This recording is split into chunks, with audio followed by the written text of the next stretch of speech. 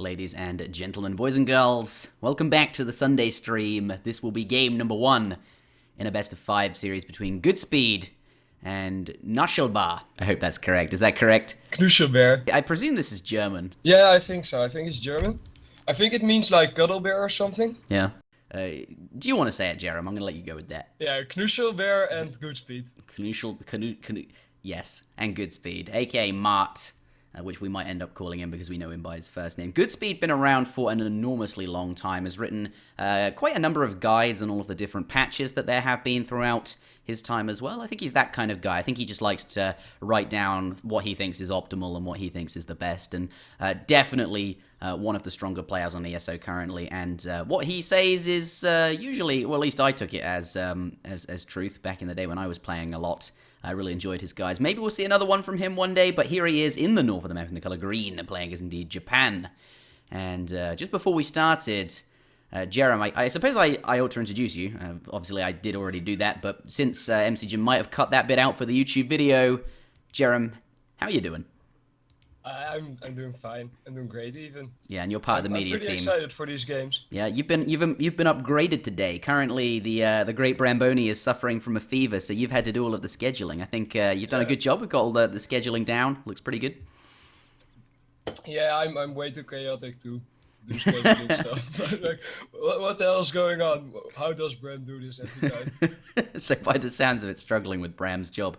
But yeah, just a big shout out to all the media guys who get all of this kind of stuff done, scheduling the players, finding casters, asking casters, editing the videos. That's MC Jim's job. I talk about him a lot. But yes, casting with, of course, one of the Dutchies. They're all Dutch, the media team. But Jerom, thanks for joining me today. But yes, Goodspeed, also Dutch actually. Not playing as Dutch, playing as Japan. Nothing unusual here. By the looks of it, going to be doing ordinary Japan things, building that consulate now, and of course going to be allying with the Portuguese there to get the cheaper buildings and all of those good things, as we know the stack with the Hemberley Cami, etc., etc. But the British in the south of the map, in the color blue, and we were talking also about when this game begun, this matchup.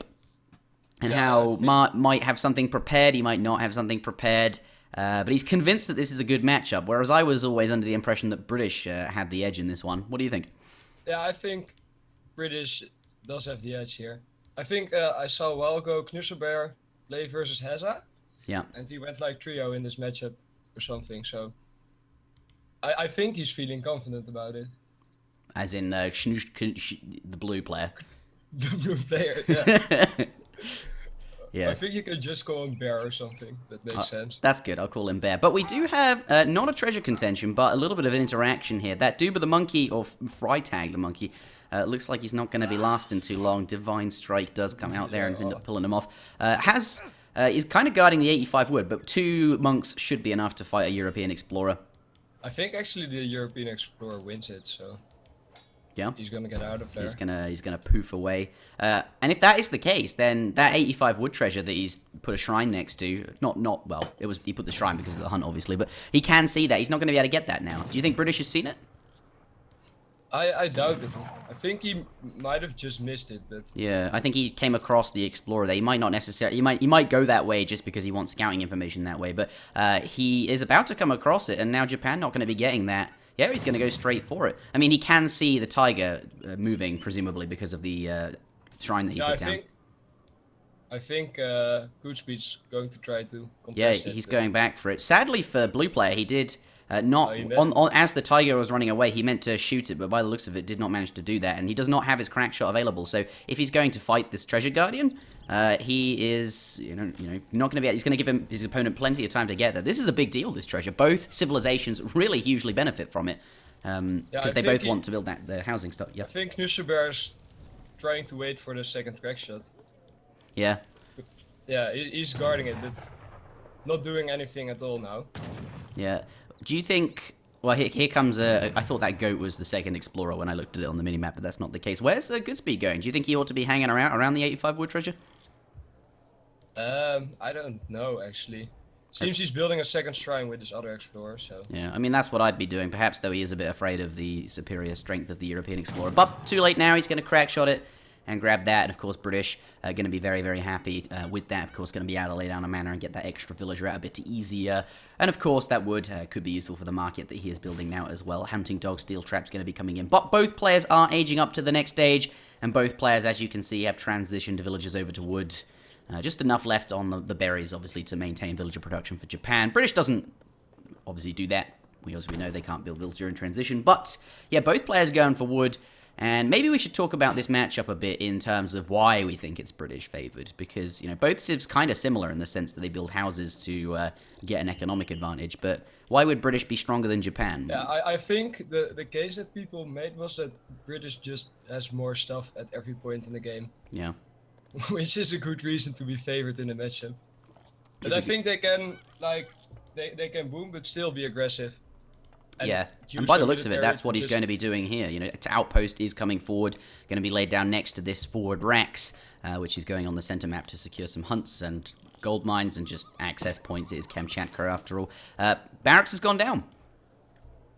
Yeah, and he's probably gonna start longbows or pikes, given that there's no villagers on coin, so...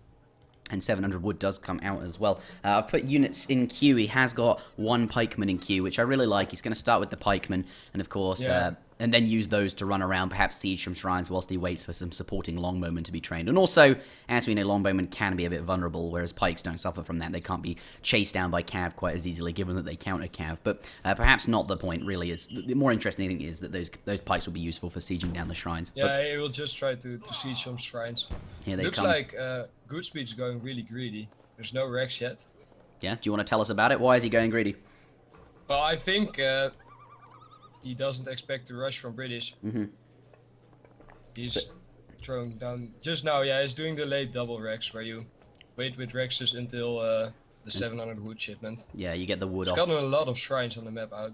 Yeah, so currently at 150 shrine pops, so and has managed to achieve that as a result of neglecting the two barracks that he was intending to build, and built all of the shrines first, and then waited as long as possible, and then that last 200 wood out of this 600 wood shipment were these two barracks, or the last 400 wood, I should say. So gonna get those up super late, and as a result has given British time to get 5 pikes out, and then another batch of units from both these barracks. So, you know, actually 3 batches of units are going to be out before Japan can really do anything, I would say. Yeah, and he's doing a 700 gold shipment now. That's pretty interesting. What do you think he's gonna... Is this... every villager is tasked to food at the moment, and possibly the shrines... Are on food too. Yeah, shrines are on food as well. So does that indicate, do you think, Jerom, that he wants to go up to the Fortress Age? I don't know, maybe just some timing with a lot of musketeers. Yeah. He actually didn't get any coins, so he wouldn't have enough to age, I think. But probably just gonna spam some... maybe 20 or so Ashigarus. Okay, so he's gonna use the basically just more efficient food gathering, and then get the gold, which is, you know, better to get it from crates, and he's just gonna transform that into units. Is this perhaps the build you mentioned? You wondered if Goodspeed had a build ready. Maybe this is it. Maybe he's been experimenting. Maybe he's come up with something that he thinks is quite efficient versus British here. Yeah, this is not really a common build. Usually you go for villagers or something. Yeah.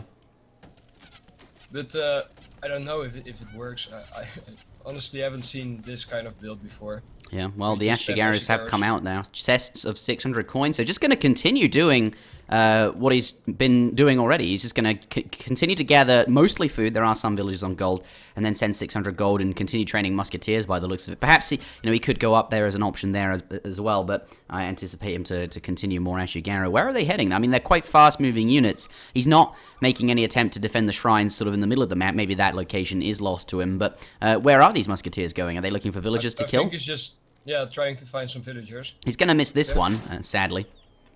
Yeah, barely. I think it's hard to see on the minimap that animal's dead. Yeah, and it's just an awkward place to be, like really close to the river. You wouldn't normally go past that. But yeah, looks like Bear has been pulled back as a result of the Green Musketeers being in this location, and as a direct result of that is no longer sieging shrines. So Goodspeed is achieving something by being here. And it's quite hard to catch these musketeers out since they move faster than ordinary musketeers. Having said that, though, 4 cavalry possibly going to intercept. Oh, that might be some dead Ashigarus. Goodspeed is aging behind this. Yeah. So the second 700 or 600 gold was put into. Okay, so it's going to engage. By the looks of it, goes into hand combat, trying to deflect these cavalry, and they're doing a good job. He did not take any hand damage from those Ashigara, which of course he has huge multipliers against. And the Cav doing their job here, snaring these musketeers so they can't escape quite as quickly, and that of course means the blue ones can catch up and get in range damage. These musketeers were unable to kill any of the hussars, and they obviously don't want to stay there because huge blue army. And really, really nice from Bear. He manages to catch the green units. Goodspeed perhaps arguably a little bit out of position, and I think Bear here showing us that a few cavalry can be really, really useful, even though they don't directly counter the sort of musketeer style unit. Yeah, and I wonder if Bear has any idea about like the age up. Yeah. Because you would kinda expect some Ashigaras to save those or something if Goodspeed had more than none. I wonder why. What do you make of this then? His build order, training those Ashigarans and then going up to the next stage behind it. Do you think he was trying to just get some raiding pressure down with those first batch and just maybe do something useful, maybe kind of as we saw, force the blue player away from his shrine, stop street sieging them a bit? Just what was the point in training musketeers? I think that was basically the plan, to just raid a little bit, maybe defend versus rush. Yeah. But it seems like it's go time for Knuschelbär. Yeah, it looks like it, and this is a really good time to go, given that he's just hit up to the next stage. That is his opponent, and as a result of that, will not have as many units. He spent them all on aging, and also he lost a bunch of Ashigari musketeers as well. So here, Bear is definitely decisively ahead. I imagine we're going to see the Minutemen come out, the sentries, that is, for the Japanese player. But yeah, there they are, trying to kill off those cavalry. But sadly, they've been in a good position on top of those crossbowmen. Yeah, just now the Ashigaras get the veteran upgrade after most of them died. Yeah, and imagine if he had those ones from earlier and was perhaps able to not have to take this fight so soon, then he'd have tons of upgraded units. But by the looks of it, Japan is just overwhelmed here. Here comes some Unimi. Imagine if maybe I can see how this would have deflected blue. Yeah, if the Ashigaras had just lived. Yeah, if the Ashigaras had lived, he'd have a tiny bit longer to get the veterancy in, or the honored, whatever, not honored, you know what I mean, the upgrade, and also these Yumi Archer shipment. If all of those things had, had a tiny bit more time for that, and the units had lived, this could have been really, really strong. Yeah, it looks like he's just barely not gonna stabilize. So Scissors coming in, and just the longbows are pretty good against Yumi Archers. Yeah. One of the few units that can deal with them. Cavalry also good against Yumi Archers, and here's some more blue cavalry coming in. Yeah. At this point, I don't know if Japan can stabilize. You probably won't be getting a lot of units out anymore. No, and if we take a look at the so if we recalculate this, it's still very, very favoured in British. 46 villages compared to 39, and most of those units aren't working. Nice Ashigara pop. Yeah, Shigari Pop is good, but gonna get those cavalry back. Do you think this is enough? We do, however, see another 10 blue musks, or something like that, maybe 8, sort of approaching. Yeah, the British eco is great behind this. Yeah, he's in a very, very good spot, but that's not a very interesting thing to say. I think everyone can see that, but oh, come on, Japan, what does he need to do here? There's no more. I mean, he can continue to send the shipments. He does have one available now, and there has just been sent. I anticipate that we'll see the second Ashigari shipment. Yeah, maybe with another shipment, he can kind of hold. And maybe with a batch of units as well, but he hasn't been gathering, so it'll be difficult to get. Like, he has 150 food currently, and that's only going up as a result of his shrines. Looks like he might be shipping Yumi Archers, because he's focusing the Hussars. If he can clean up the Hussars and get a nice Yumi shipment, yeah, that's true. He might clean this up. Yeah, and at the moment, it's not, if you look at the scores, like, the difference is not that huge. It's been kind of stable at like a 30 points difference. He's been trying to, yeah, okay, so more Ashigaras coming out there, not Yumi in the end. I can see why Yumi would be good here. In fact, Yumi would be very, very good here. They would have died to these 4 Hussars. So. Yeah. Perhaps that's what he was anticipating, you know, he knows the Ashigara Musketeer, just the more, two more coming out of the barracks. He didn't miss his batch, he just didn't have enough resources to create any more than that. But yes, the Musketeer style unit is definitely the more durable. You don't have to babysit it quite as much. I think he's pretty close to stabilizing, actually. It's just a few longbowmen in the back that are dealing out a lot of damage. You know, they're going to be tough to deal with.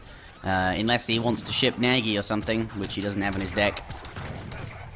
Yeah, of course, the town center fire, it's like he's not gathering that much, but town center fire in itself is kind of cost efficient. Yep. Yeah, it looks like he's going to just stabilized until 10 more musks arrive. Just sustained pressure coming out of British every single time some units are created, brings them in here, is unrelenting and keeping all of these villages belled up. So whilst he is losing a lot of units, you know, to the town center fire that you mentioned, he is stopping unit production, and he has his entire economy working away in the back here.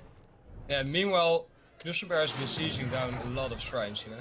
He's gotten quite a lot of damage on that town center. Yeah, actually, I haven't even noticed that. Like, those pikemen he created earlier have been running around clearing up the shrine pop. That's absolutely true. Basically, that shrine and then one in the bottom of the map, and the rest is all cleared up. I think at this point you can take the town center. Yeah, and that's what he's been aiming for. It's nearly there. And I think he has and yeah, I can see here, all this time Goodspeed has been trying to get as much damage with these Ashes as he can, using their superior speed to perhaps try and take some shots at the blue musks and then run away. It's just too late. Yeah. I think the town center, he should focus it. And that seems to be what he's doing as well. GG does come out from Goodspeed. Game number 1 does go to Knuschelbär. Almost. I'm surprised by that outcome, actually. I mean, I'm not that familiar with the blue player. Clearly a very competent British here, but like Goodspeed, I've always thought as being one of the stronger players in Age of Empires 3. And here today, losing that first game in what looks like it wasn't a particularly close one. You know, British was on top of him the whole time and just had superior economy behind it. Fight, maybe if those 10 Ashigaros had lived. Yeah.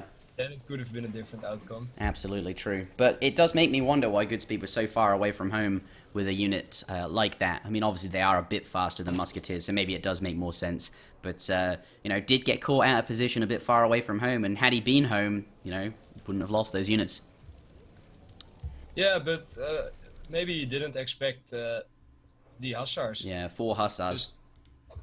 Yeah, it was quite the tech switch, because he started out double Rex and then... Yeah, he double Rex, started with pikemen and longbowmen, added in musketeers, and then cavalry as well. So yeah. Yeah, but Knuschelbär is quite a great player. Like, he's been playing a lot of team games and doing really well in them. And I think lately he's been doing quite a few 1v1s. So yeah. So just a good player all round. All right. Well, this is going to be game number 2 we're about to get into. And as a result, apparently I keep saying as a result of a lot. We'll have to keep an eye on that. Maybe it'll become the new absolutely. But Goodspeed here, picking his British against Knuschelbär's Portuguese. Portuguese has been the civ that he selected. Of course, he has to pick that first because he just won the previous game, and now Goodspeed gets to pick a civilization in response and has picked British. I think Goodspeed always been a big fan of British. What do you think of British versus Portuguese? I think British wins it, but it's not terrible for the Portuguese player. Yeah. It's winnable on both sides. So it's so what you're saying is it's close, I suppose, but maybe slightly British favored if played optimally. Yeah, I would prefer it to be British. Yeah, I mean I've seen interesting picks for this map because it's not particularly high hunt. No, and there is that huge trading route, so maybe if British was a civ that you were good at, which I think Goodspeed absolutely is, then maybe you'd want to save it for a map that, there were no trading posts on, and instead play something like France or, another civilization. We've seen Ottoman grab all of these trading routes, and, Portuguese is a civilization that might want to do that as well. Perhaps we will see advanced trading posts. We saw that from H2O on yesterday's stream, and I think H2O, I've seen him quite a few times actually, played Portuguese versus British and done very, very well on the Portuguese side. So I think this matchup, definitely an interesting one, and I think... actually, I really like this Portuguese and British. Like, you never used to see it very much, but I do like. I've always liked Euro civs, and I think these two do result in a nice match. They're kind of the new meta civs, I think. Both really strong at the moment. Yeah. I've been playing Portuguese quite a bit more, and it's a civ that can probably do well against almost all civs. Yeah, that's good. British is kind of the same, so. Yep. But Goodspeed, Here he is in the color green, playing as indeed the British in the north of the map. Has laid down 2 manor houses with his starting, of course, wood. And, yep, no market here. We'll be getting that later on, I presume. Going to be going for 40 XP. What else has he found? Not a huge amount. But let's take a look at the blue player. He, however, has picked up an enormous number of these smaller treasures. And is playing the Portuguese, as we mentioned. And has gone for the market start. Yeah, if you... like, this map has all these small beaver treasures, which at first sight it seems like there's not a lot of treasures, but you can easily just rack up to 200, 300 gold from just beaver treasure. It's actually insane. Like, you think, oh, I'm just getting a small beaver treasure, and then you look at your gold bank in H1 and you have 200 gold. Yeah, I mean, there are quite a number of them on came here. from. Yeah. And these treasures are very easy to pick up, especially the gold ones, which don't have any guardians. So you just walk up to it, pick it up, and in terms of the time spent collecting the treasure, given how much resources it gives, I think they are, like, actually not too bad at all. You know, like, they're maybe comparable to the bigger treasures that have guardians. Obviously, those ones are more desirable, but they are not on this map. And when there are so many of these small treasures, you just walk around, shift-clicking on them all. Yeah, what's with the treasures here, he says. Yeah. But Knuschelbär has, like... Nothing but XP. 120 coin, 80 XP, and 40 wood. That's, like, a lot. Jerom, I see a interesting deviation. Certainly has picked up a lot of gold, but take a look at the shipments that have been sent. We do see a Virginia company coming out from Jerom here. That's definitely interesting, and has always been something I know Goodspeed's very fond of. He's always been the Goodspeed Virginia company build. I know Azamp has a build too, but I think they're very similar in terms of where they came from, and I think it might have been... He's been saying that since forever, that Virginia company is amazing or something. Or something. I don't really see it yet, but I spoke to him before this match, like yesterday, and I was wondering how he felt about it. He said, well, I'm gonna win at least one game because Virginia company is OP. Surprise! Well, if that's the case, why aren't more people using it, I suppose, is the question. But Goodspeed, an advocate for that for a very, very long time, and always been a player that I have a lot of respect for. But Portugal going with something a bit more standard, well, standard now, advanced trading post, and is going to be laying down the enormous route which does spawn on this map. The map is Klondike. Going to be starting with this here, and it makes sense for Portugal to do that since they do not have a 3-villager shipment or anything else that they might be missing out on. So yeah, ATP, really, really nice, yeah. He's doing the Ryan thing, which is using a villager to build a trading post, which is like the main innovation in this build, that you use a villager so you can really quickly get like 3 trading posts up. Yeah. And aren't contested by the other guy. Yep. Definitely. Which it does take a villager ages to build a trading post, but it does. I've always wondered why explorers are able to build things so much more faster than a villager. Yeah. It doesn't really make a huge amount of sense, but yeah, quite inefficient to use a villager to do this. But given that you do get it up sooner, and you do get that batch of XP when you research Stagecoach, and then obviously it's up sooner for Stagecoach to actually start taking effect as well. So you get lots of resources there. Probably worthwhile. And also, as you mentioned, you get to lay it down. You get that socket in queue, so your opponent can't randomly steal it as well. So lots of benefits there. And here comes the trading post. Let's take a look at what they're both doing. So, of course, British up to the next stage by the looks of it with 500 food. And Goodspeed continuing to just put every single villager on wood. He does have a market down, and he's researching Gangsaw now, but by the looks of it, is not taking any regard for barracks, not doing anything at all in terms of just laying down manors, and could conceivably here go for all 20 manors before he does anything. I wonder if that is... I think he's gonna do that, just make manors only. 700 wood arriving as his first colonial age shipment. Now, the efficiency this represents, combined with Virginia Company, is just off the charts. This shipment is incredible now, and that 500 food he aged up with just using that to gain, just to be able to fund villager production. He has no one on food except 2 villagers now, and it will remain that way for quite a while, given how many villagers you can get out of 500 food, and how long 5 villages actually takes to train. But Portugal, on the other hand, 700 wood is his first shipment as well. Going to be using that by the looks of it to get the remaining market upgrades.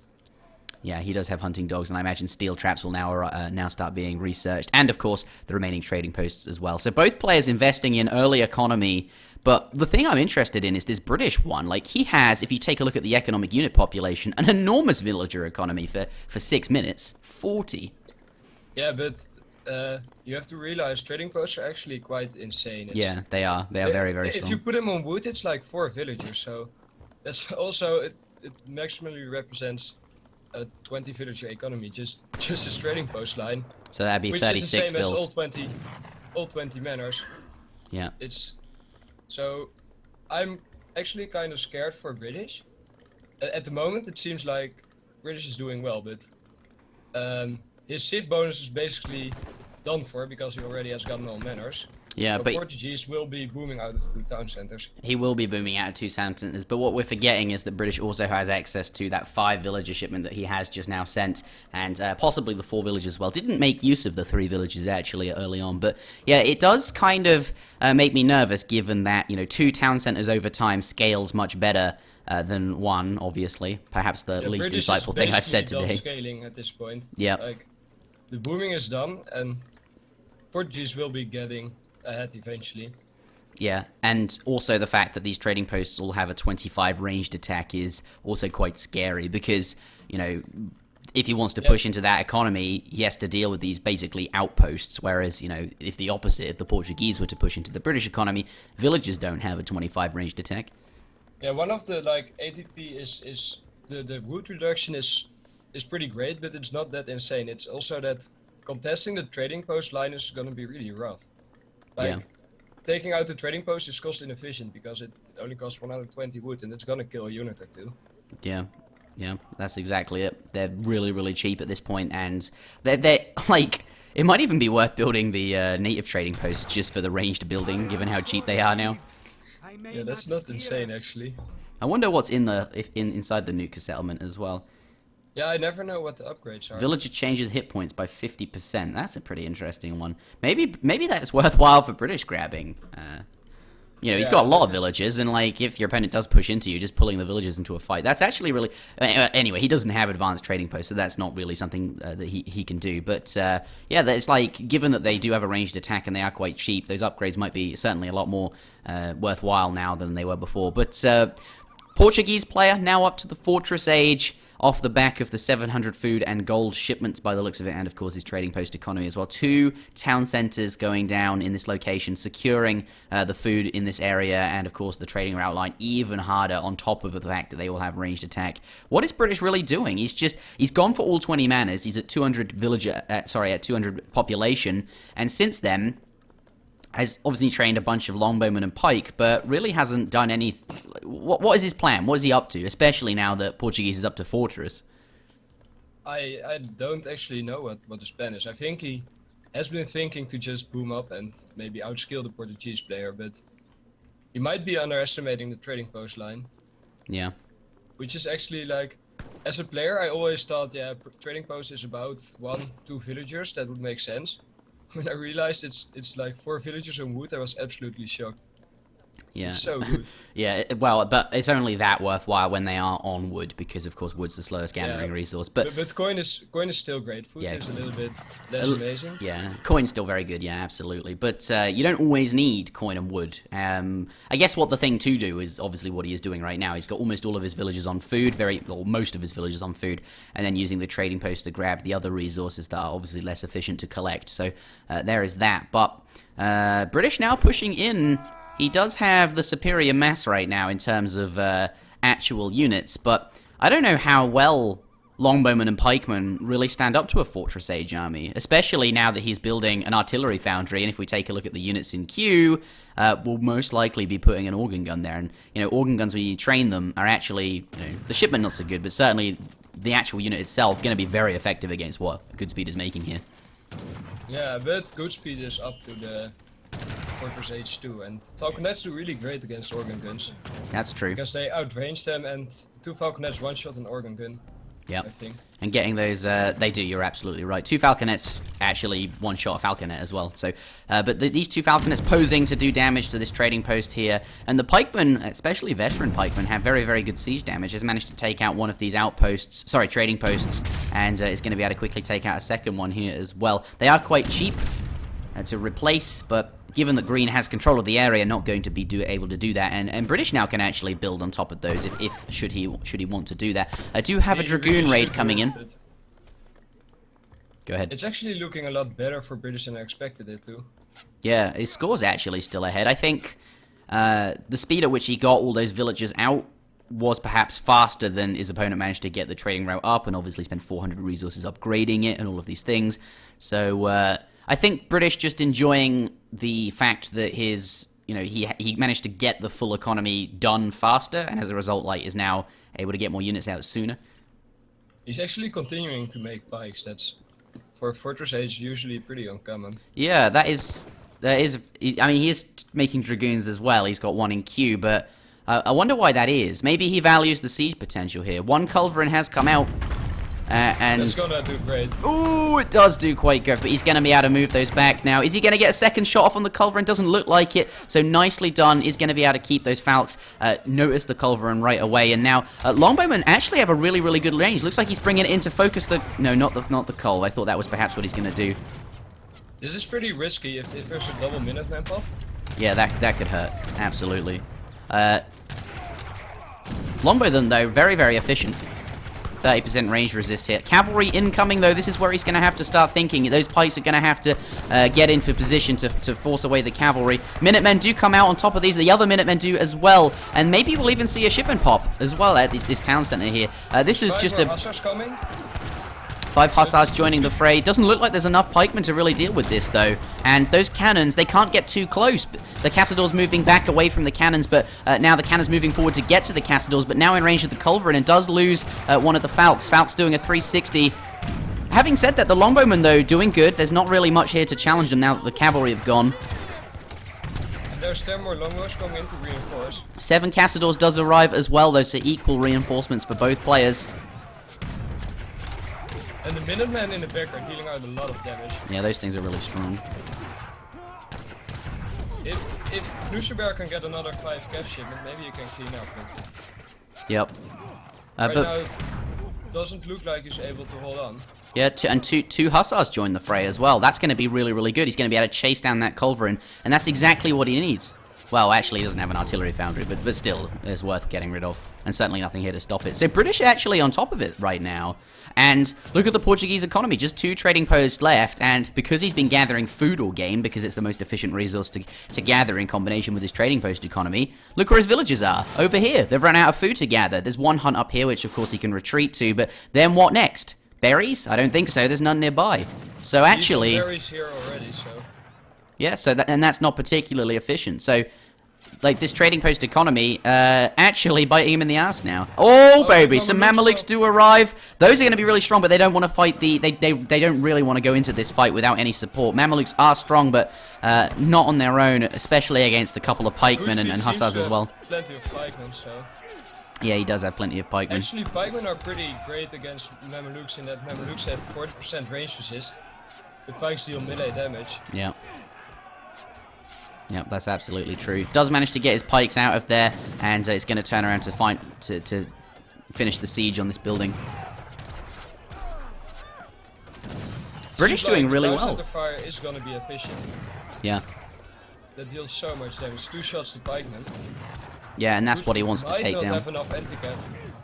He's going to need... I mean, he's got plenty of actual cavalry, and maybe he can use the Hussars to kind of block the blue cavalry from getting into position on the Longbowmen. And yeah, he's going to force them back around the town center. And if he's clever, maybe he'll pull the Hussars off and keep them nearby. Does take out the town center, though. And there's not really much blue can do. He's trying to stop green, but he doesn't want to get... He doesn't really want to take a fight here. He's just posing nearby to kind of make green stop sieging things. Does have a couple of Cassadors as well, and those are going to be able to take some pot shots. Looks like he's going to go and try and... He's getting into position to fight the Longbowmen, but there's not much room there. Yeah, they're jammed in there. Those cav are going to have a hard time getting us around. And now I think this might just be it. Yeah, it looks like, well, he has to take this fight now. He's in the thick of it. If he wants to leave, he has to finish killing these cav before he can escape, since the snare is obviously going to keep him here. But Longbowman dishing out really, really good damage, and they're going to be very, very effective against these Dragoons, which he's not targeting because obviously you don't really want to be touching your Longbowman too much. But yeah, going to clean this up, and then the Dragoons, they're not going to do very well against Longbowman, and then he can continue to siege that town center. More reinforcing Longbowman coming in as well. The only thing I'm nervous about is cavalry, right? But there are none in queue at the moment for the blue player, and of course he's used his Mamelukes up as well. But Longbowman can be cleaned up by cavalry pretty easily, since he does not really have any pikemen here. Yeah, it looks like I don't think Knuschelbär has a lot of resources left. It's the hunts are out, his villages are in the town center, and the trading post economy has basically been cleared up. Yeah, that's I'm actually really surprised at how effective the villager economy was. Yeah, I think the big thing that happened is that Goodspeed was able to clean up 2 of the trading posts, which was a large chunk of Knuschelbär's economy. Yeah, 3 actually, but yes. Eventually 3 even. Yeah, eventually 3, yeah. Also, he does have all of those market upgrades on top of the villages as well, which is... Seems like he's gonna catch all these villagers. Yeah, really, really nice. I think maybe you can guess that Knuschelbär is out on the map for the coin. Then he can clean up all these villagers over here. Yeah, there's a bunch of hussars though, and they are, sadly for him, going to be met by a couple of pikemen that have now been trained and joining the fray, some cavalry as well. British in a very nice spot here. So his agenda now, by the looks of it, is to patrol the food and gold available on the map, because he knows his opponent is going to be out, as you mentioned, looking for that.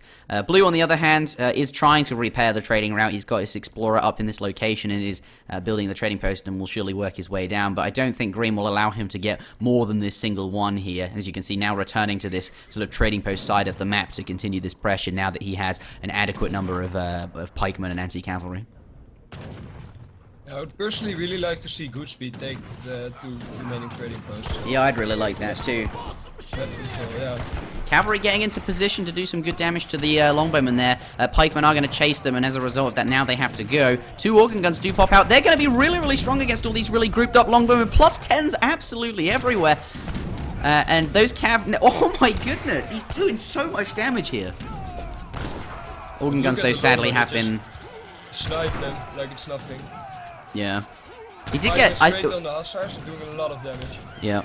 Well, still reasonably cost effective though, but I just think the more units principle clicking in here, and this is potentially where we see the good game. The blue army has been removed.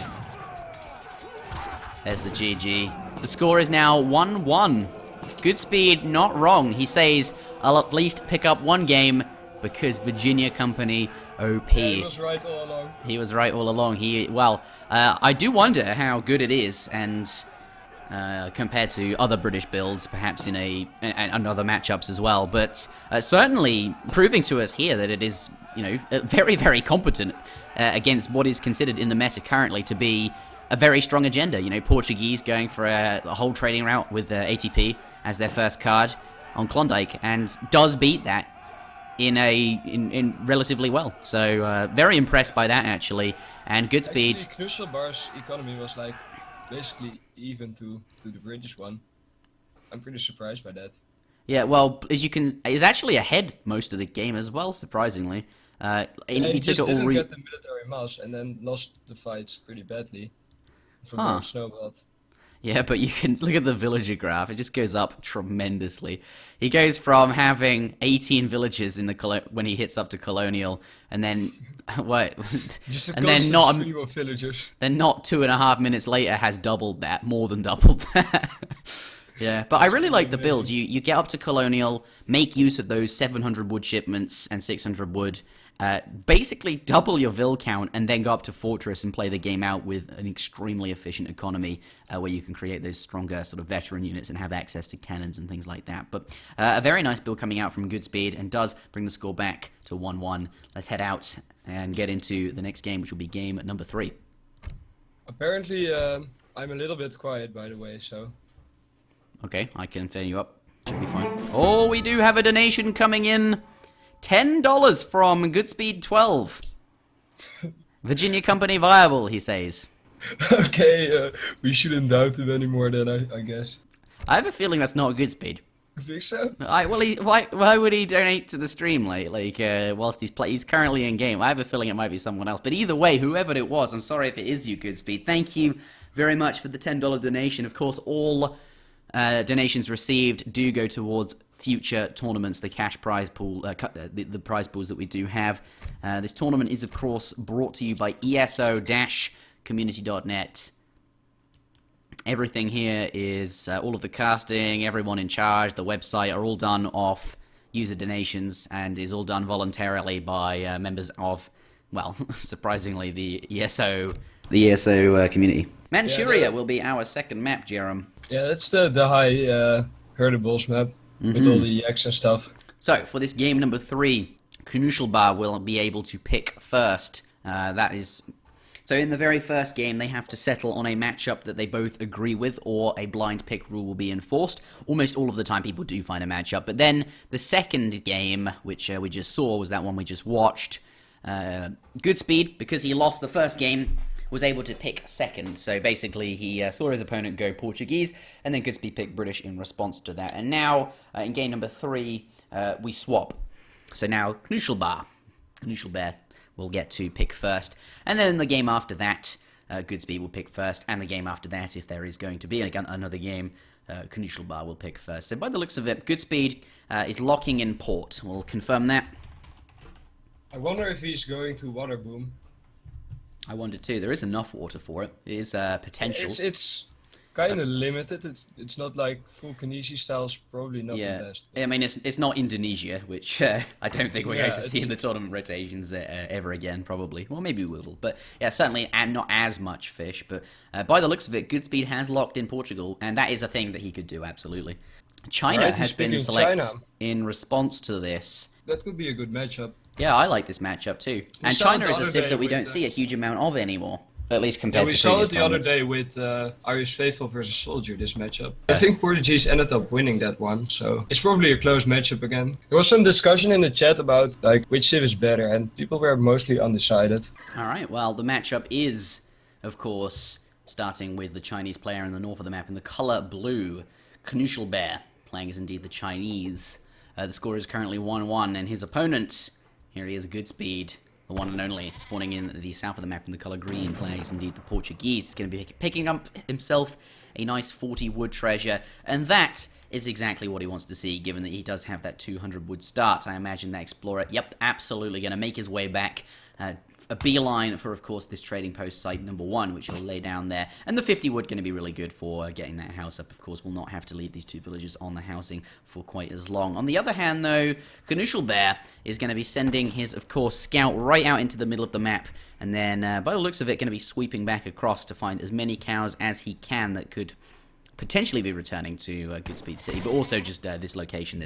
There's usually cows here, and that's what he's looking for. He's not going for that trading post agenda because obviously Chinese, they do have the villages, and of course that is going to interact with the 3 vill shipment. But actually, it's gonna get like every yak on the map. I think. Yeah, as a result of having the disciple as well, that's got extra scouting, and actually using these 2 yaks as well. Jeremy was using those to scout the way back, just in case he found some more yaks. It's good. Easy to just. You know at that point, Goodspeed's Explorer just can't be there. Yeah. It's like impossible, so... It does look like he missed these 2. I thought he literally ran past them, but... Well, they've just walked into his line of sight, so he can look back on the map and see it now because it's just walked off the black area if you put Control-Shift-F on. But yeah, managed to pick up, if we take a look at the economic units, he does have 6 cows compared to his opponent's 1, which is really, really good for China, especially since he can task them to the villages to fatten a little bit quicker. And, he was able to get all of those as a result of the green player building the trading post, right? Yeah, on this version of the patch, they slightly nerfed the fattening rate in, I think, Discovery and a bit in Colonial Age, but I'm not sure on the second one. Yeah. But they do fatten a little bit slower compared to a livestock patch. Oh, yeah, and a lot slower compared to a livestock pen. They changed that to make China slightly less dominant on livestock maps. Yeah, because they are quite strong currently. But treasures, let's take a look at those, Jerom. Goodspeed picking up 50 wood as his starting muskrat treasure. He's going to be very pleased about that. And 90 wood as well. Really, really good treasures from the Portuguese player here. Though, thankfully for Knuschelbär, he does find himself an 85 wood treasure as well. So not too far behind in terms of treasures. Yeah, and it's interesting to point out that this map spawn is like not the greatest for Goodspeed, because you can also have a 3 trading post line on this map. It's kind of random. Yeah. But this one spawned with the 2, so his stagecoach stuff is not gonna be as insane. Yeah, that's right. In this particular match, not opting to go for ATP like we saw in the last game, just not enough trading posts. Only 2 as you're mentioning here, and instead sent 300 wood, which is going to give him certainly a stronger early game. But 300 wood definitely does not scale quite as well as ATP, or obviously the shipments that China has available, such as the Northern refugees. Is pretty interesting. It's not really standard at the moment. No. Most people choose to either ATP or save the shipment, but Goodspeed doesn't agree with them, it seems. Yeah, it doesn't look like it. I've been trying the 300 wood, and it's like, maybe you get slightly less wood, but it makes all your build orders really smooth. It does, and by the looks of it, it also allows you to build a trading post. It's enough wood for that, and that's exactly what he's going to do. He's going to march over to his opponent's side of the map and lay down a normal cost 200 wood trading post there. So he's going to have 3 trading posts in this agenda, and China, given that he's doing a fast fortress, he's not going to be able to do anything about it. You know, China's just going to sit here gathering food like he has all villagers on food, a couple on wood, as you can see there, for perhaps a village. But and obviously some building the Wonder as well. But I think he's actually gonna throw down a trading post with this. Or with the China's wood. Okay, that makes sense. Yeah. But like, there's still nothing he can do about this green one on his side of the map, right? Because he's fast fortressing. He's doing a straight FF. He's not going to be building a barracks until he's gotten the age up in queue, or at least until that 700 wood shipment arrives. And that's going to be completely uncontested. Goodspeed is going to get away with this really easily. And if he does want to do something, Knuschelbär is going to have to sort of start sieging with the units that he's training in the Fortress Age, and that means any pressure he wants to apply to Portugal is going to be delayed, because he's going to have to march all the way over here, kill it, march all the way back, and then across the map. And Portugal, all this time, is going to be benefiting from all the town centers, and of course the trading posts that he's built as well. Yeah, I think China's probably going to aim for a strong fortress timing to break the Portuguese 3-town center economy eventually. Yeah, and China definitely very good at that. Go ahead. Yeah, I think in this matchup, the longer the game goes, the better it is for Portuguese. Yeah, that would make sense. But China has the typical China fortress mass, where you wonder how they got all those units. Yeah, they. I mentioned several times in previous commentaries, they have a particularly large anal cavity, isn't that right? Where they store all of these units and pull them out in times of need. Yeah. It always surprises me how China suddenly has 1 million units. And yeah, they really do come out quickly. I have no idea why they get so many units. Their eco is usually not really that good, yeah. Yeah. Yeah, I guess, I mean, obviously we know what it is. It's a combination of, like, all of the shipments that they get, and there's particularly strong ones. Like, it's, for those wondering who perhaps have not seen an ESOC tournament before, China is going up to the Fortress Age, and then he hasn't sent very many shipments, so for the rest of the game we'll save them up and just send all of these really powerful Fortress Age units here. And of course he'll get units for free out of the Summer Palace, and of course he'll get units for... where else do you get units from for free out of the consulate? You sometimes get the Flying Crow Wonder, which used to be really common, but nowadays people tend to go for the Porcelain Tower, which is basically a 6-villager wonder.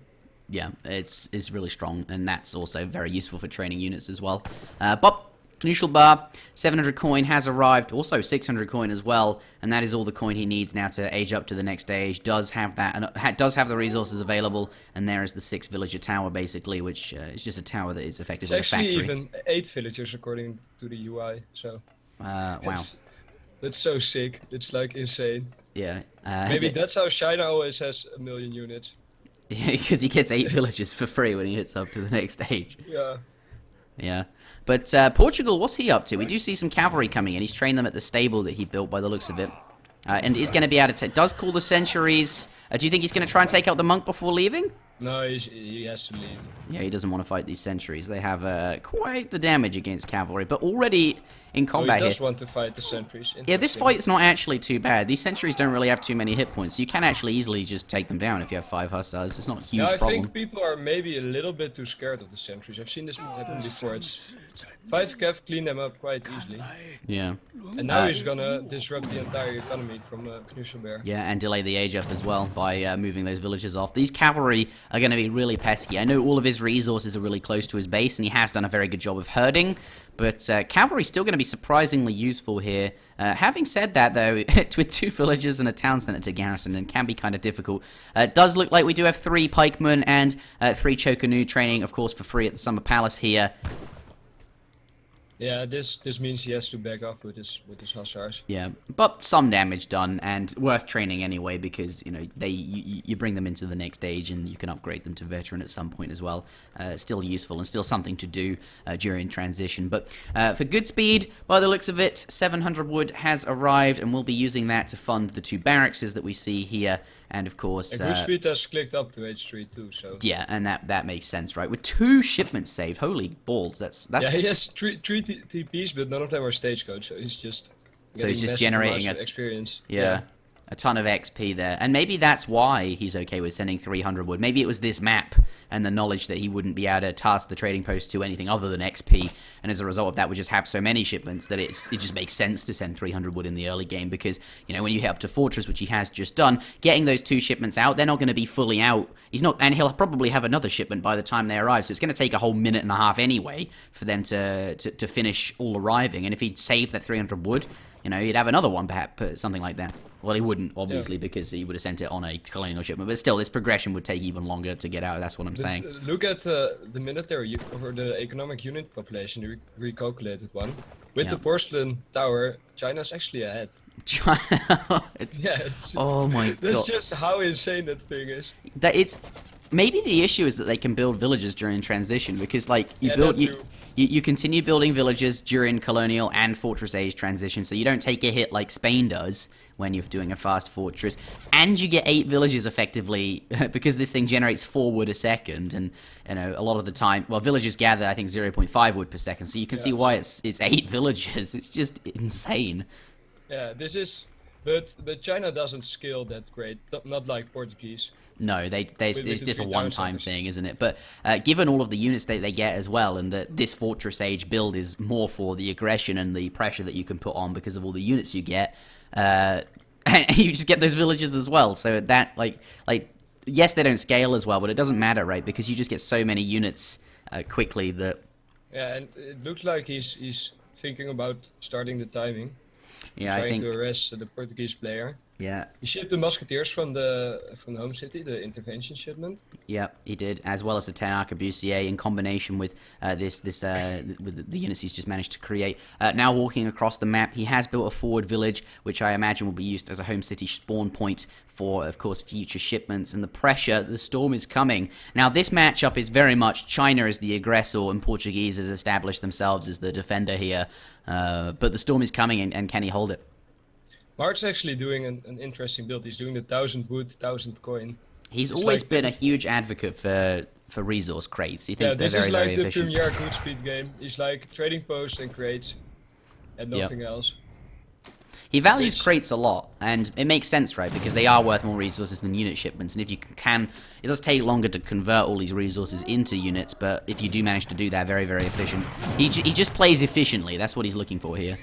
But as a result of this efficiency, he's just lost his stable because perhaps doesn't have, you know, the units available immediately enough to defend here.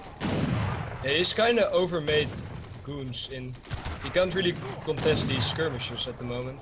No, he doesn't have enough Cassadors to do that.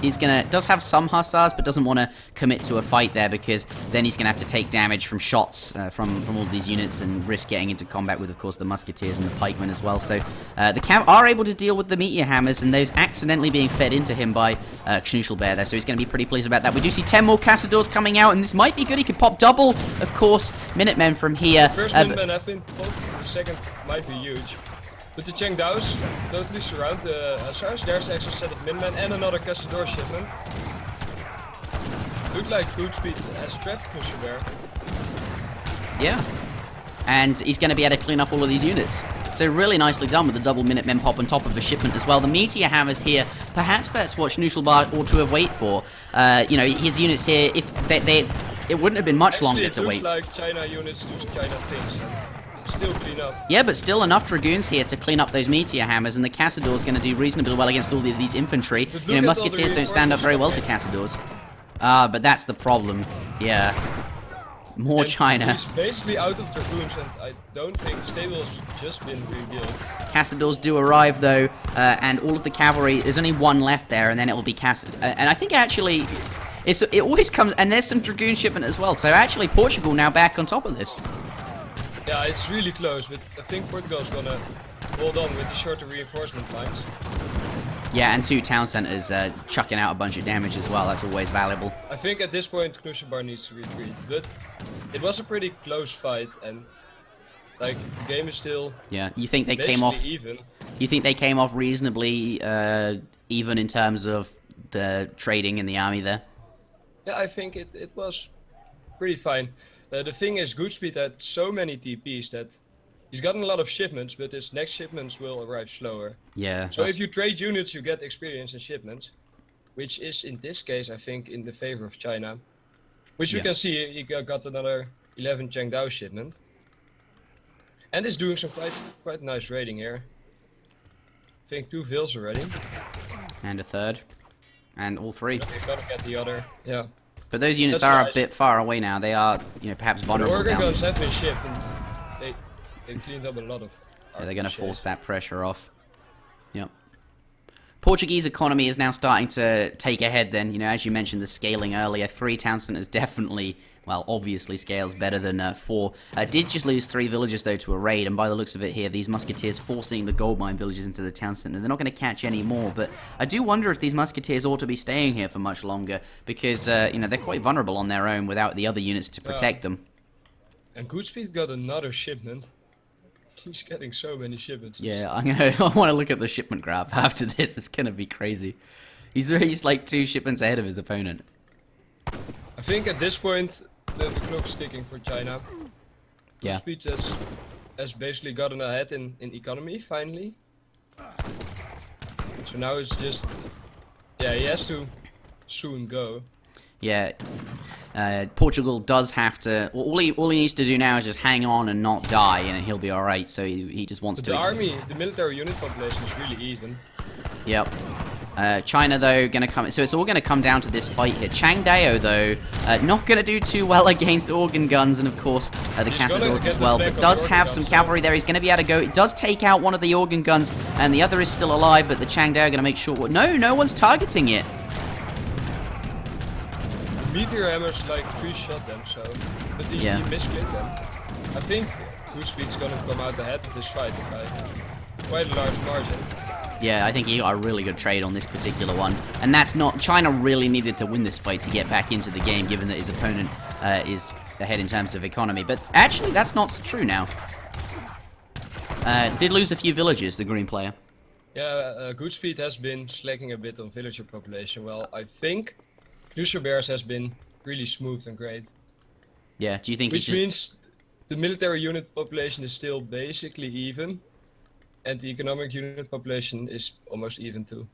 So it's still a really close game. It's still a really close game, but Goodspeed still, as you mentioned earlier, has the potential to scale harder and does have more trading posts as well, though by the looks of it. Oh dear, we do see no more food. Is going to be building a mill, and that suddenly is, and given that China has, you know, 2 hunts left, that's really not very good at all for him. Yeah, that might be a timing for China here. To finally and definitively break the Portuguese player. Yeah, I didn't realize that he was so low on hunt. That's a real big deal. I was going to say, well, Portugal's ahead because he's got 3 town centers, which makes it easy to defend, but also gives him the better scaling for the late game. But what do you think of right now? Like, he doesn't have that church card in his deck, but the only thing I can think of, like one of the outs here, which means you wouldn't have to build a mill, is to gather 2,400 wood and ship the bestiarios, something like that, and then you've got, like, you know, basically veteran crossbowmen. And you get I think there's basically no other option than milling, and the military population is still kind of close. And he's gotten a little bit ahead in villager count finally. Yeah. Higher Egyptian Mamelukes has arrived. Oh wow! Now he's going to push out. I wonder if I forgot about that shipment. That might be. Yeah. On the coffin for Goodspeed here.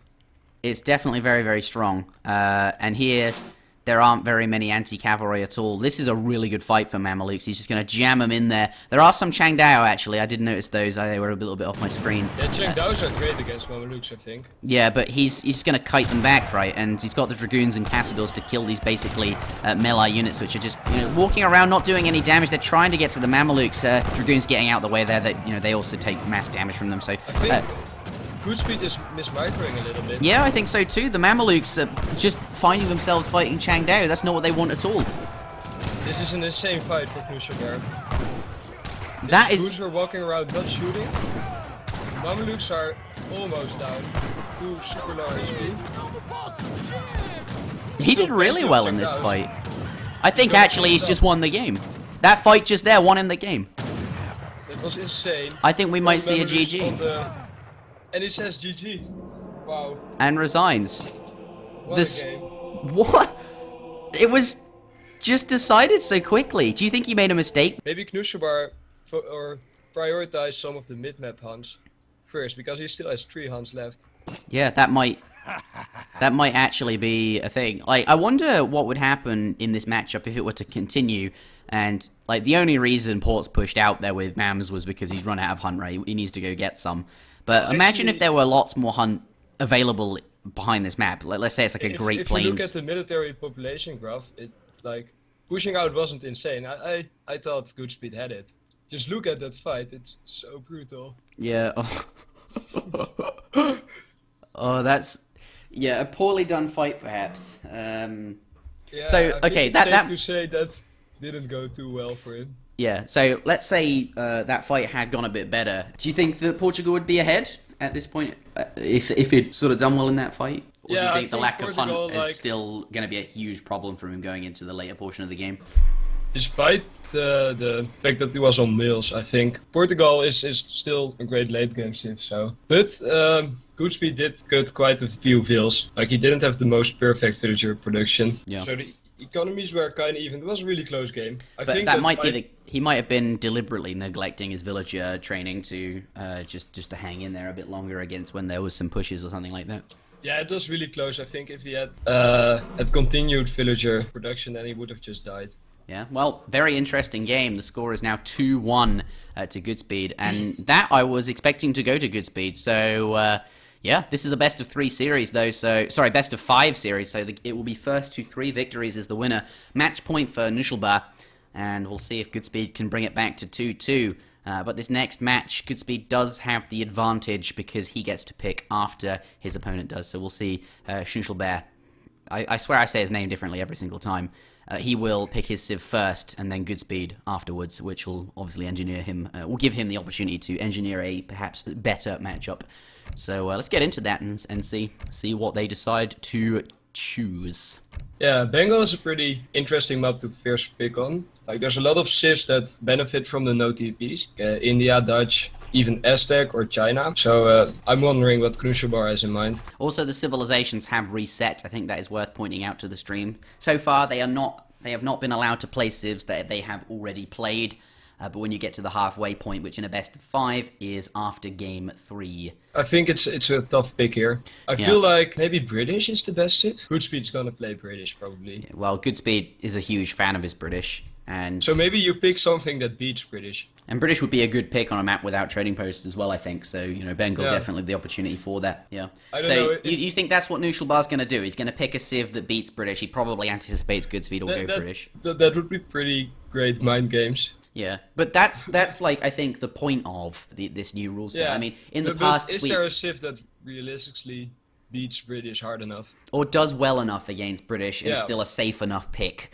That if perhaps Goodspeed doesn't go British, that civ would still be okay. Something go ahead. Yeah, if you pick British here, then you might force a mirror, which is pretty good for first pick. I was wondering, like, China again or something like that. There is no trading. China's not insane. This map has also has the Yaks, so... Yeah, there's no trading post, though. That's worth pointing out. But I still think China could be an interesting option to go for again. And Knuschelbär clearly showing us last game, even though he did lose that, there were some really good fights that he was able to get a hold of. He is clearly quite good at that particular play style. So China's still an option. Yeah, I think he's thinking hard about it. It's a tough pick. Japan comes out. Okay. But then he picks right into British. Yeah, like I said. All right. And well, this is the matchup we saw in game 1, but the other way around. It Yeah. seemed pretty great for British. Knuschelbär can't be happy about this. well, he's locked in. Yeah, nothing to do about it at this point. Yep. Well, here we go. Game number 4 in this best of 5 series. The score is currently 2-1 in favor of Knuschelbär. But Goodspeed here does have the advantage in this matchup in the sense that his pick will perhaps be more favorable, gets to play British into Japan, and he's probably going to be feeling quite happy about that. Knuschelbär, 1 game up over him though, so is still in a reasonable position even if he doesn't come out on top of this game. But maybe he has something prepared, and we have seen stranger things happen. It is not unwinnable for Japan, I will point that out, but perhaps is British favoured.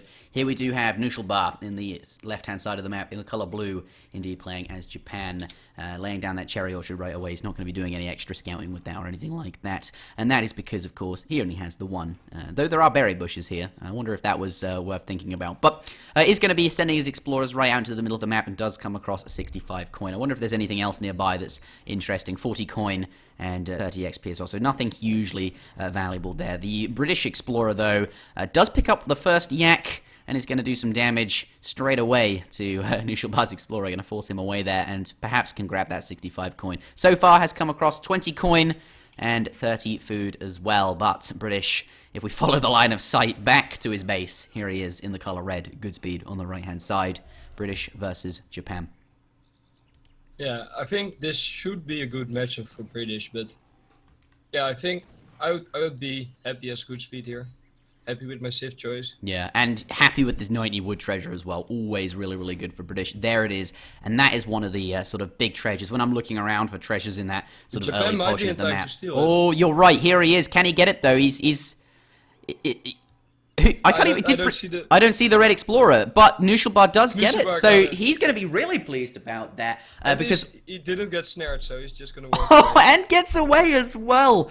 That's so cheeky. That snare that's just a shrine for you, Japan. Yeah, it's a whole shrine, and also it's 1 less mana for British, so it's quite a big swing in this matchup. That would really nice there, and the British explorer took all the damage fighting it as well. And by the looks of it, if he maintains this this direction, he should be able to get away from the red player. The problem is, though, he's running out of room, and there's a big wall in the way on Bengal, so I'm not sure how far he's going to get. Maybe he's waiting for maybe he wants to lead the British explorer as far away as possible before poofing or something like that. Yeah, poof out. Yeah, and I think that's what he's going to do. Basically, Goodspeed is wasting quite a bit of time. Yeah, there's no point following him around, right? Because he can poof. He's juking him. Oh, finally got it. Yeah. Maybe he just poofs away. Yeah, maybe though on the other hand, maybe Japan was hoping that British would stop following him so that he didn't have to use the poof and would have it available for later. But yeah, he's going to get his explorer back into safety range there. But that was a pretty interesting age 1. Goodspeed though, pretty close to aging up, has almost got all the food he needs off these elephants, and then we'll be clicking up to the next stage. Virginia Company has just landed though. We are going to see a repeat of last time. And I think this build is particularly good against what Japan's doing. And here he's going to go for Heavenly Kami. I thought maybe he could catch him off guard with some kind of forward consulate shenaniganry, with the club rush or something like that. That'd be really good against the Virginia build, at least I think so. But actually going to be playing standard Japan here.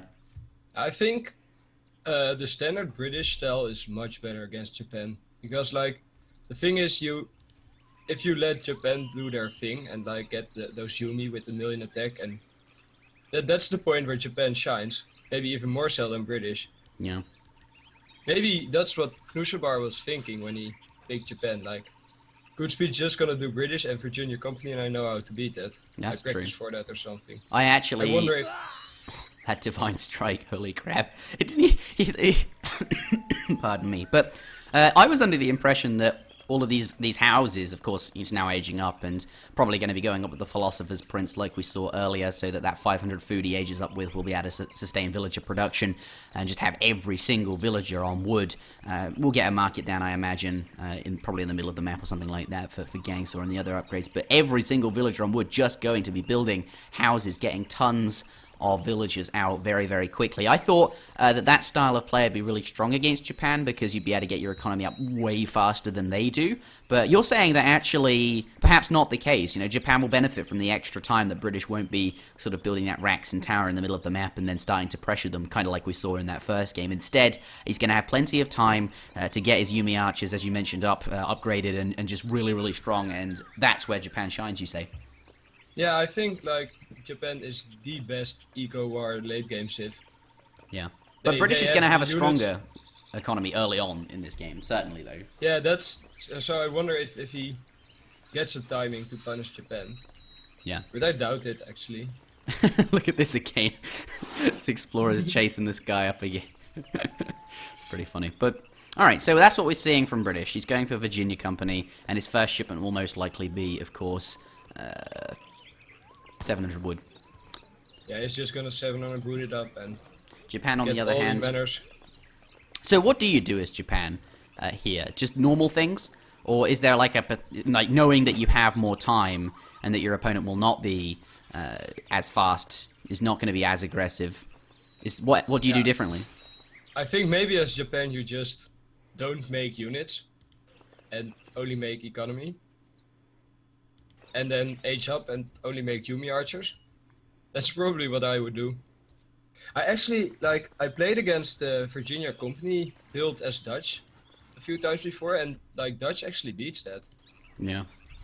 So it's the economy is great, but it's also not that insane.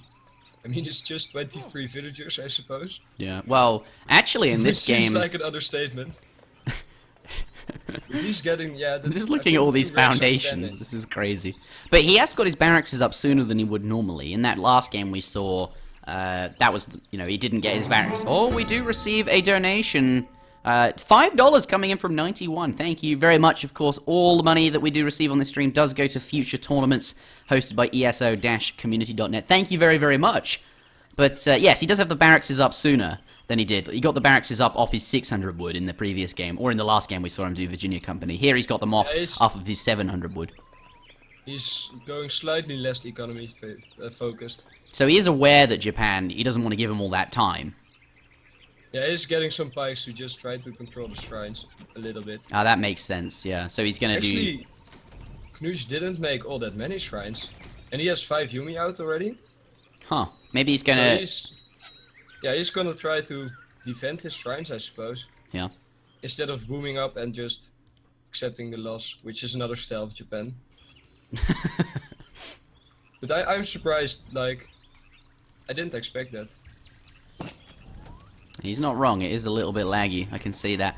I did just check, but it's not, I haven't dropped any frames or anything like that. Perhaps we're gonna pause and wait for it to pass.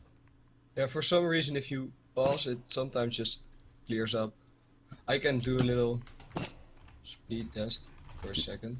No, don't do that. Will it make it die? It utilizes all your resources, so it'll just make it lag even more. Well, I guess you can do it, but... Yeah, I don't think my internet's struggling. Did you change anything? No, but... It's probably just a little spike, and for some reason AoE doesn't really want to sync it. Yeah, it's that peer-to-peer connection thing. It's a bit awkward. Game was coded a long time ago. But Yumi archers do come out, but not in time to defend that shrine there. The pikemen do manage to bring that down. But now Longbowmen versus Yumi. 5 more Yumi are going to reinforce, though. That's pretty good. Whilst these pikes are looking for shrines, but they're not going to find any. There just aren't any on the map for him to kill down here. So these pikemen are going to be wandering around in the wilderness of Bengal in this sort of Vietnamese style, well, wilderness. Yeah, Knuschelbär went up to only 100 shrine pop. Well, Indian style wilderness, I suppose it is Bengal. 100 shrine pop, that's not very much at all. No, that's, like, really surprising. What do you think he's got in mind, then? Maybe he thought, okay, British is going to go Virginia Company. I'm gonna be more aggressive. Is that what he had in mind? Maybe he wants to capitalize on the fact that British is going to be all slow here and wants to get some units out early. 10 Longmen do pop. They're going to be really good against these 4 Yumi that are caught off guard. They're not with the other Yumi, bringing them now forward here, but not before he gets a really nice trade on that batch there. Now, that was great for Goodspeed. Yeah, and And longbowmen, like in early age 2, they're a little bit more cost efficient. Yeah. Yumi only get insane after all these great upgrades. Yeah, and actually Gary Musketeer's coming in as well now. Perhaps he's worried of cavalry or something. But you know, batch of 4 Yumi and the Explorer coming in again. And this is not good. These Ashigarus, oh, they're taking so much damage, and now they're trying to escape up the north side here. They do have superior speed and will be able to get away, but there's nowhere to go up here. No, but if you look at the recalculated economic unit population, it's not that great for British actually. No, it's kind of even. It is kind of even. Which surprises me. Yeah, but his 600 wood shipment, by the looks of it's just arrived, and he's going to be slamming down some manors with that. Is that true, or is that a while ago? I do wonder. You can make 2 more manors, so. Yeah. It arrived. It did arrive a while ago, so. Yep. Yeah, well, what we've seen is Japan has sent 8 villager shipment, which is pretty good. He sent both the 4 twice. Yeah, well, it's only slightly in favour of British here, but British does have the superior economy here and the potential to run him ragged. Look, there are shrines on the map, and these pikes are walking around finding them. I really like this. I love how he built all his shrines, like, on the opposing side of the map. The pikeman wasn't expecting that and found them perhaps later than normal, and as a result of that, they've been able to generate more resources. Oh, he's gonna lose both. Both of them go down. No more shrines now. Those are really hard to get back. You can't just buy them, ransom them. Yeah, that sucks a lot. And Sorry, like, your assessment of that sucks a lot. I love it. You're not wrong. No, it looks like the Virginia company is viable after all, because Goodspeed is in a great position. I hope we get another donation out of that. Yeah, another $10 from Goodspeed saying Virginia company is viable. Yeah, that would be great. That would be quite amusing. But Naginata riders have now entered the fray. We do have a stable coming down from Japan, and these are going to be really good against the naked longbowmen. There's nothing here to protect them. Pikemen are on the other side of the map, and the only reinforcing units are longbowmen. So really, this is going to be really, really good, because he's going to have to fight all these cavalry off before he can even do anything about the ranged attack units. So all the bestiarios and the Ashigarus here are going to get lots of free damage in, but the Naginatas haven't lasted that long, and now actually, surprisingly to me, has managed to clean that up reasonably effectively. I thought the Cav would be a really, really big power swing here. Yeah, longbows are one of those units that... Oh, that range is disgusting. On the retreat, he's just taking so much damage. Oh my goodness. Do you think he ought to have waited for this second batch of Naga, or do you think he saw the opportunity and just thought, shit, longbowman without any pikes nearby, I'm going to take that, and then obviously... Yeah, well, clearly you shouldn't have taken that. Yeah. Fight, so. But why were the longbowmen so effective against Nags? Are they just not got very many HP relative to other cav? I mean, they're not as strong as Hussars. Or they are. Compared to skirmishers, they're more high DPS and less bonus. Oh, and they're walking around so much. Yeah. All of Knuschelbär's units are basically going to get cleared up. Yeah. So longbowmen basically just have a lot of DPS, so. Yeah, okay. Because of their rate of fire is like 1.5 instead of 3, so they fire twice as fast. Fucking hell, that is quick. Yeah, yeah so once you mass up a lot of longbowmen, they're pretty good. No wonder Azam names his streams LB good unit. Yeah, it's true. Yeah. They actually, like, I saw a video a while ago that really surprised me. Like, 10 longbowmen beat 10 Yumi before all the upgrades. Yeah, well, So, yeah, well, and here, Knuschelbär just being overwhelmed by the looks of it. These couple of shrines on the front being taken out. The longbowmen creeping around, perhaps looking for villagers on Cherry Orchard or a gold mine or something like that. Yeah, here they come in. They're coming in to perhaps get some shots off, and as a result, that Knuschelbär is going to put his villagers into the town centre. Just a big mass of British units now on top of him. Relatively even economy, so British is ahead, but look at that military unit score. He's just with like the efficiency of the fights earlier, like. Yeah, and Knuschelbär also has to ship the Cherry Orchard, so that's he's going to slow him down for a too. desperation age up, I think. Yeah. There's no way this works, but if it does, he can win. I think I like it in that he's basically dead, so yeah, so it's worth taking that risk, right? Like, you're almost certainly dead 95% of the time, and I think aging up increases that to maybe 98% of the time, but that 2% of the time where it works could be really strong because you have access to the shipments and the things that come with that. So I think, like when desperate times call for desperate measures, you have to take risks. and you have to hope they work, because if they don't, well, you're dead anyway, and if they do, well, you saved your ass somehow. Look at this cherry orchard. I wonder what's up with it. It's so far you can away. just- yeah. He's ninjaing vills over the map now as Japan. Yeah. Here comes the longbowman. You can see that coming in from his Toshogu shrine and gets the villagers off the wonder. It will age, but now much slower because there's nobody building it. And do you think he just focuses the wonder here? I mean, obviously, when it gets up, They have like a lot of recovery, but if it gets up, he should focus it. Yeah. Like when it's building, apparently they just regenerate hit points like crazy. Yeah, they do, but you can actually destroy them if the hit point bar does reach 0, but obviously you can't ever see where it is at. I have managed to kill it before once upon a time, but yeah, perhaps not the best thing to do. Instead, clearly the better thing to do with his siege potential would be to destroy other buildings, particularly barracks and stables, but those are in the back. Cavalry do come out. Goodspeed having a quite the number, and that is going to clean up these Yumis pretty easily. The desperation age up. He just kills the town center here. Yeah, and I think we'll probably see a GG any moment now.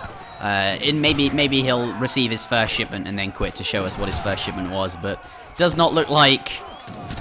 He says no idea why I played the Japanese, but that is just a facet of the way the civilization selection works here, and as a result of that, Goodspeed able to pick himself up a victory here. The score is now 2-0, and this is making the series very interesting. We're coming down to that final game again, happening surprisingly often in this tournament now. The final game being the deciding There one. have been a lot of close games at the moment.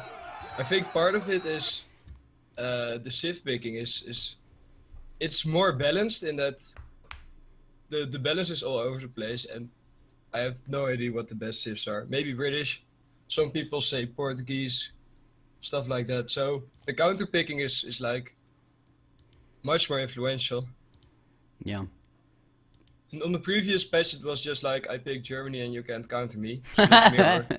Yeah, Germany And were then, quite strong but on then that. the better player just wins 3 mirrors and takes a series. Yeah, I do like the new civ rules and that Germany has toned down a bit. I think it just encourages less mirrors, which I think was a criticism of previous tournaments. And also, what it does do, I mean, Knuschelbär wasn't perhaps as... He's wondering why he played Japs here, but that's just a facet of him perhaps not being as prepared as, say, another player with perhaps more civs to play and... and might not find themselves in a position where this actually ends up happening. And what that has done is encourage players who are good with multiple civs to do better, and results in some really, really close series like this 2-2 that we're watching right now. But ladies and gentlemen, let's get out of this game and head into our final match between these two, the deciding game number 5. This series, I'm actually really impressed by Yeah, it's been a great by series Goodspeed's so far. Virginia. Yeah, I hope we see some more of it. I want to see more Virginia company builds because I have no idea how strong it is. When Goodspeed does it, it does seem really great, but Yeah. I wonder how I've good also seen it disappoint a bit, like when I try it. Yeah. To be fair, I feel like that about all of Azamp's strategies. I'll watch him play and be like, oh, this thing's really good, and then when I do it, it's just not. Ladies and gentlemen, welcome back to game number 5 in this best of 5 series between Knuschelbär and Goodspeed.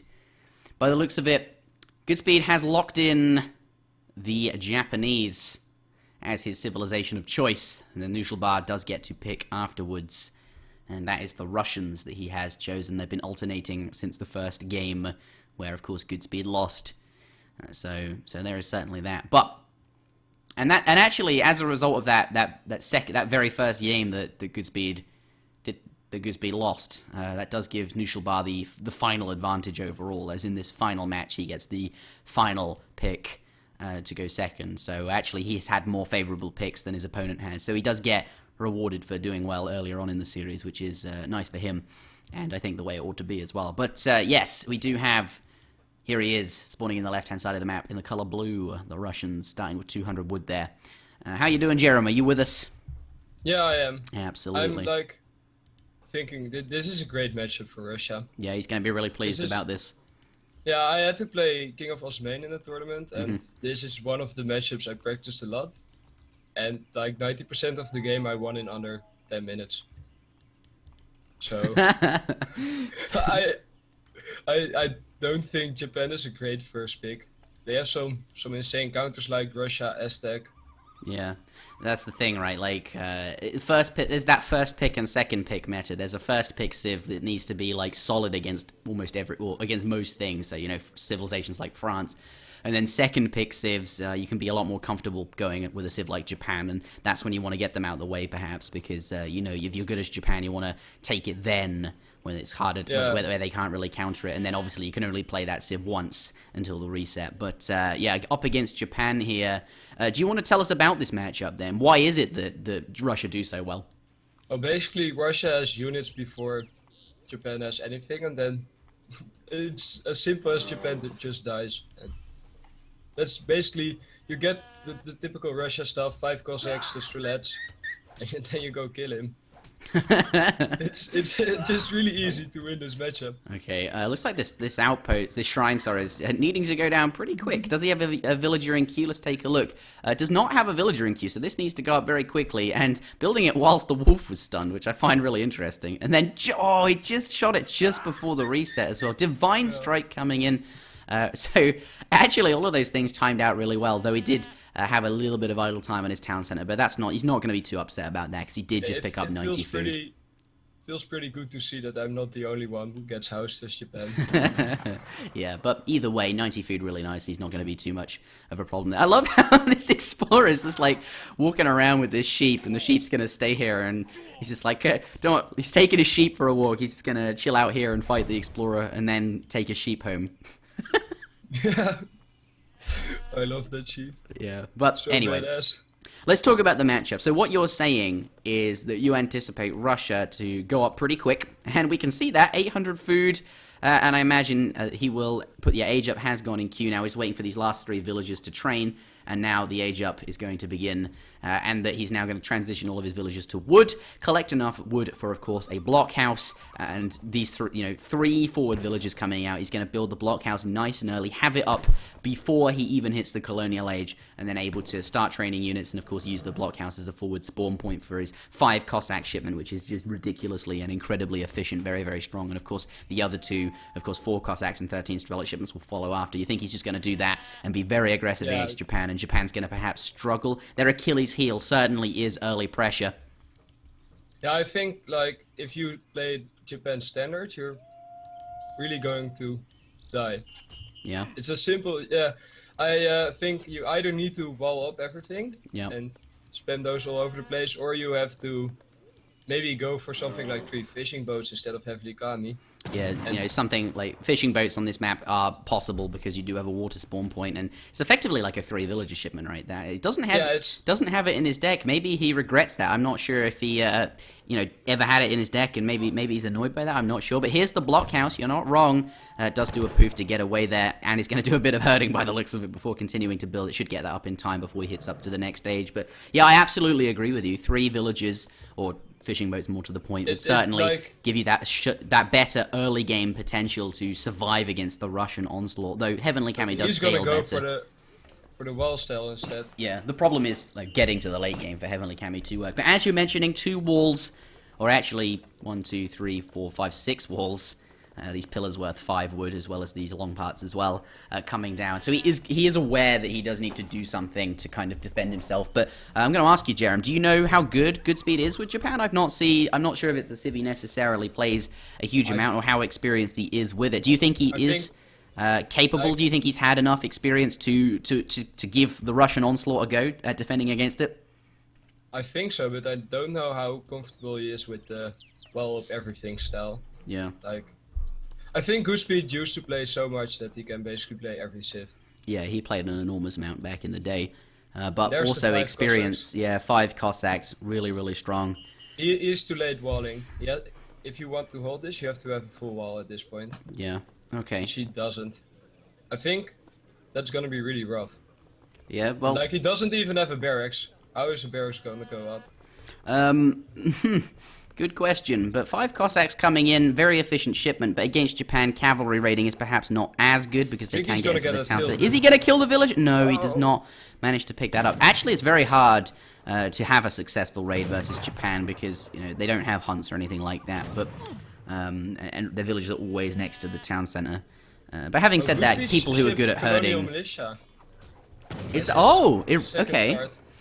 The enlisted irregulars shipment, which is effectively colonial militia, yeah, coming out, and perhaps going to be using that to hold the pressure. So, for those that don't know, his town center is now 50% more efficient in terms of the damage it does, and also it gives him city defenses, which is effectively a colonial militia. It one-shots Tourettes now, and Russian musketeers too.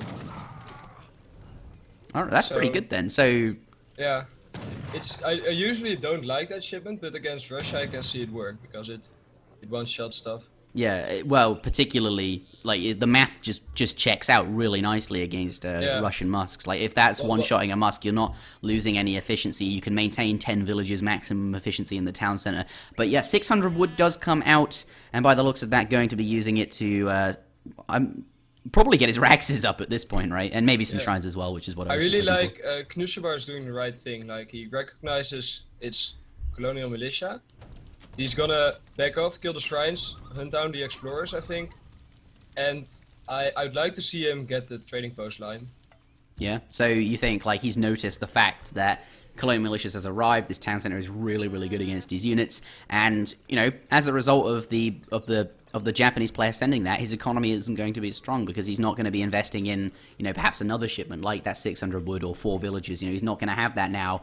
They're all going to come out much later, and as a result of that, economy's going to be worse, and instead just going to sit back, destroy shrines, and that's exactly what he's doing, getting the trading post line, as you mentioned, Stagecoach. So how effective is this against Japan? I think Russia's is playing on point right here. I think if you clean up the map of shrines, at this point Russia can outskill Japan. You have with the Boyar shipment, Cossacks and Sudetes are good enough to contest Yumi archers. Yeah. And I think with the Stagecoach, he will have more eco, barely. Yeah. So is he going to create? If we take a look at his shipments now, instead of, I mean, you mentioned that he was going to go for 4 Cossacks and 13 Strelets followed. I think actually I said that, but that was based on what you said. But as he's noticed all of this, he's adapted, sending 700 wood instead, and building the stable here. So just going to be getting the market upgrades, making sure everything's hunky-dory with his economy, and then building up a mass and going in later to contest the Yumis, as you were saying. Yeah, I suppose that's his game plan, and you see he's doing pretty great, reflected in the scores. Russia's score is usually actually a bit lower than it should be. Yeah. And he's still ahead. I think he's basically ahead in economy, albeit it's pretty close actually. Yeah, well, he's what are these Stagecoach yet? So these are what, 4 each? Yeah, so it's even basically.